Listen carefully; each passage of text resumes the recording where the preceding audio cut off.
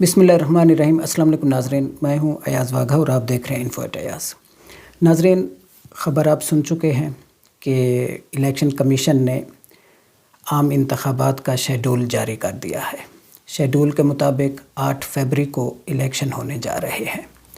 लेकिन सवाल ये है कि आया तमाम सियासी जमातों को इलेक्शन कैंपेन के लिए यकसा मौक़े मुयस्सर होंगे या नहीं होंगे, जिसे हम लेवल प्लेइंग फील्ड कहते हैं। अभी तक जो हालात हैं वो तो ऐसे हैं कि एक पार्टी को बिल्कुल साइड लाइन किया जा रहा है, उनको बाहर निकलने की इजाज़त नहीं है, उनका झंडा उठाने की इजाज़त नहीं है, पार्टी का जो बानी है उसका नाम लेने पे पाबंदी है, और दूसरी साइड पे एक पार्टी है जो पसंदीदा पार्टी है इस वक्त PMLN, और PMLN के जो सरबराह हैं जनाब नवाज़ शरीफ साहब, वो चौथी बार वज़ीर आज़म बनने के लिए बिल्कुल तैयार हैं और उनको इक़्तिदार में लाने की पूरी कोशिश की जा रही है। पूरी रियासती मशीनरी इस वक्त इसी काम में लगी हुई है। वो इसका अंदाज़ा आप ऐसे लगा सकते हैं कि किस हद तक एक ख़ास पार्टी को जितवाने की कोशिश की जा रही है कि ये जो नई हल्का बंदियाँ हुई हैं, इन नई हल्का बंदियों के अगेंस्ट 1403 पेटिशन्स जमा कराई गई हैं इलेक्शन कमीशन में, एतराज़ात जमा कराए गए हैं इन हल्का बंदियों के ऊपर।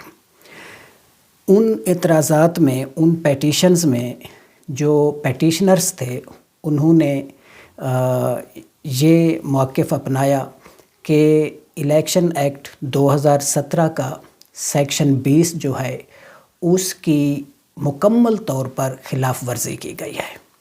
यानी जो हल्का बंदियाँ की गई हैं, जो जियोग्राफिकल उनका जो अपना हल्का बंदियों की जो कंपोजिशन है उसमें आइन को मलूज़ खातिर नहीं रखा गया, उसमें रद्दोबदल की गई है।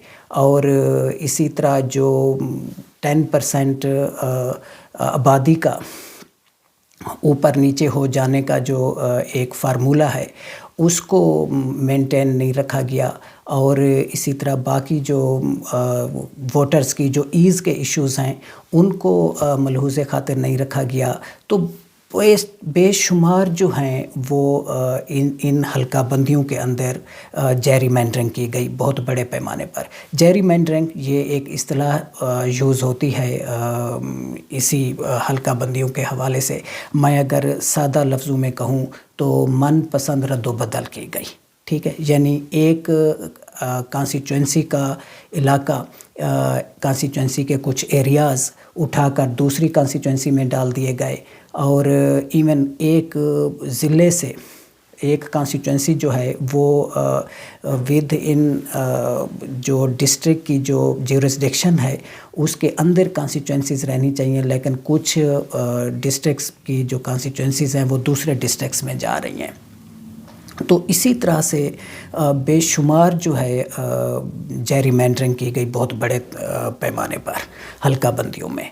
तो उसके अगेंस्ट 1403 पेटिशन दायर हुई। हमने पतन कोलिशन 38 के प्लेटफॉर्म से उन पेटिशन्स का रिव्यू किया, उनका हमने तज्ज़िया किया, और उनमें से 32% पेटिशन्स यानी कि 452 पेटिशन्स को हमने लफ्ज़ ब लफ्ज़ पढ़ा, और उनमें देखा कि क्या एतराज़ात उठाए गए हैं, क्या मसाइल हैं।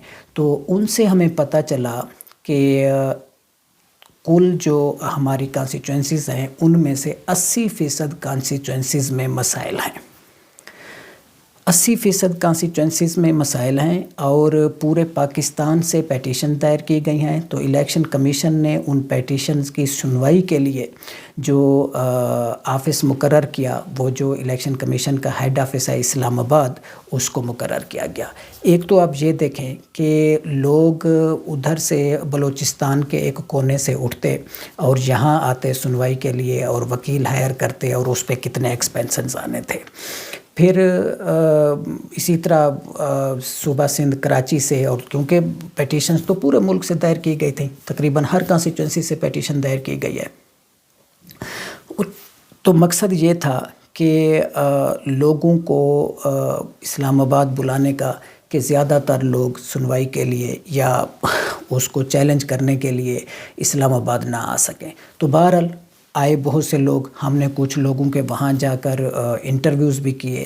لوگ بھی یہی کہہ رہے تھے کہ بہت زیادہ مسئلے ہیں، بس جس کی لاٹھی اسی کی بھینس، ہم کیا کر سکتے ہیں، یہ ہے وہ ہے. تو بہت زیادہ مایوس تھے لوگ. اب اس سنوائی کے نتیجے میں الیکشن کمیشن نے جو جن حلقوں میں جیری مینٹن کی گئی تھی، ان میں سے صرف چند حلقوں کے اوپر انہوں نے اعتراضات کو دور کیا، اور جو ایک کانسٹیچوئنسی کا جو ایریاز تھے وہ دوسری کانسٹیچوئنسیز میں اگر چلے گئے تھے تو ان کو واپس اسی کانسٹیچوئنسی میں لایا گیا.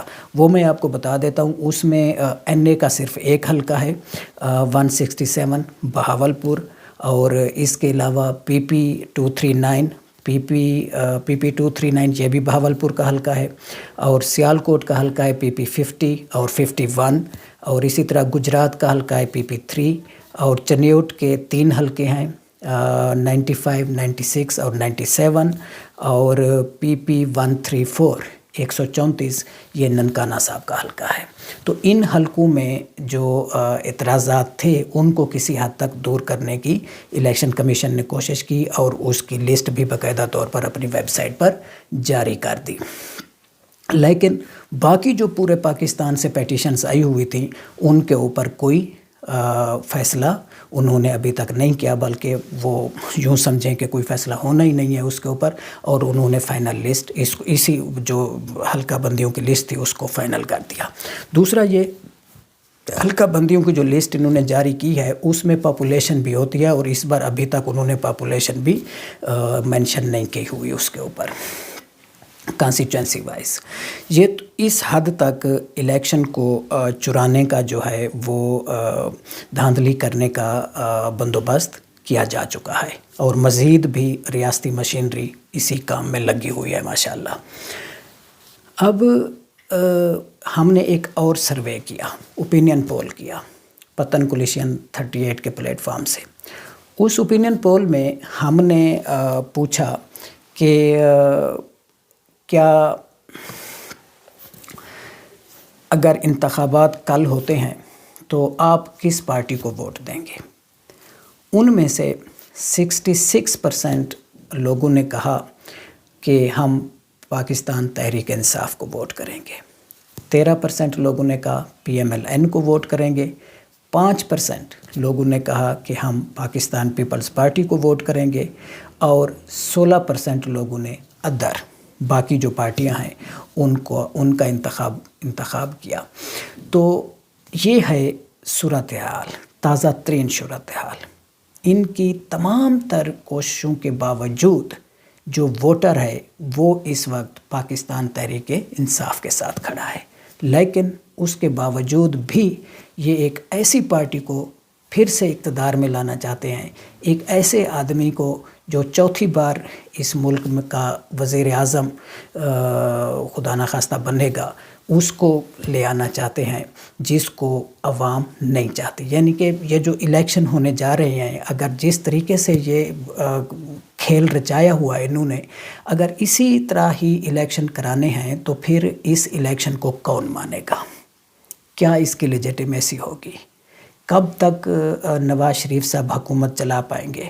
کیا طاقت ہوگی ان کے پاس کوئی فیصلہ کرنے کی جو اسٹیبلشمنٹ کی گود میں بیٹھ کر آ رہے ہیں؟ تو یہ بہت سارے سوالات ہیں. میں سمجھتا ہوں نواز شریف صاحب کو بھی سوچنے چاہیے کہ وہ ان کو کن سمت میں لے جایا جا رہا ہے اور وہ آگے جا کر کیا کریں گے. لیکن ان تمام تر سچویشن کے باوجود بہرحال اب جو فیصلہ ہے وہ عوام کی عدالت میں ہے. عوام نے فیصلہ کرنا ہے کہ کس کو وہ اپنا حکمران بنانا چاہتے ہیں، کس پارٹی کو وہ اقتدار میں لانا چاہتے ہیں. یہ عوام نے فیصلہ کرنا ہے. اور اگر اس بار بھی عوام نے غلط فیصلہ کیا اور ووٹ ڈالنے کے لیے نہ نکلے، اور اگر نکلے تو ان کا چوائس خدا نخواستہ غلط ہوا، تو پھر جن مسائل میں اس وقت یہ ملک پھنسا ہوا ہے، تو پھر اس ملک کو ان مسائل سے نکلنے کا کوئی دور دور تک حل ہمیں نظر نہیں آتا۔ تو اس لیے ضروری ہے کہ آنے والے الیکشن میں ووٹ کا جو استعمال ہے وہ سوچ سمجھ کر کیا جائے۔ اس کے ساتھ ہی میں آپ سے اجازت چاہتا ہوں۔ آپ سے درخواست ہے چینل کو سبسکرائب کریں، ویڈیو کو لائک کریں، دوستوں کے ساتھ شیئر کریں۔ اب آپ سے ملاقات ہوگی انشاءاللہ اگلے ویلاگ میں، تب تک کے لیے اللہ حافظ۔